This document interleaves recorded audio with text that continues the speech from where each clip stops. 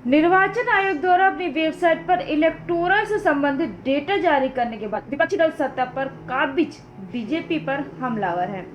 अब इस मामले पर समाजवादी पार्टी के प्रमुख अखिलेश यादव ने प्रतिक्रिया देते हुए बीजेपी पर निशाना साधा है।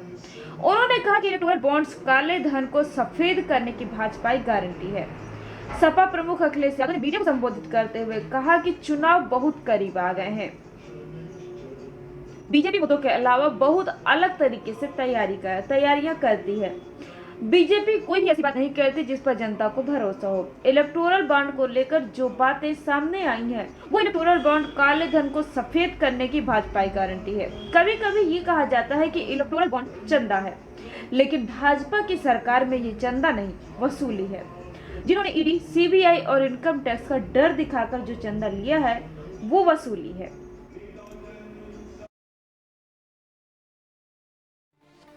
हम लोग बहुत पहले से कहा करते थे कि भाजपा हटाओ नौकरी पाओ। अब तो ये नारा हर युवक युवती की जुबान पर पहुंच गया है। भाजपाइयों ने कहा था कि न खाएंगे न खाने देंगे, ये बहुत नारा चलाया था भारतीय जनता पार्टी ने। भाजपाई जहां जाते थे ये कहते थे, भाजपाइयों ने ये कहा था और नारे लगा करके कहा था न खाएंगे न खाने देंगे। ये तो नहीं कहा था कि डकारेंगे नहीं। परिवार वाले सोचें कि वो आज महंगाई का सामना कर रहे हैं, उसका कारण भी भाजपा के द्वारा लाए गए यही इलेक्टोरल बॉन्ड हैं, क्योंकि इससे कंपनियों पर दबाव पड़ता है और वो दाम बढ़ाने पर मजबूर होते हैं और इसी बहाने कुछ लालची व्यापारी कारोबारी मुनाफाखोरी में लग जाते हैं।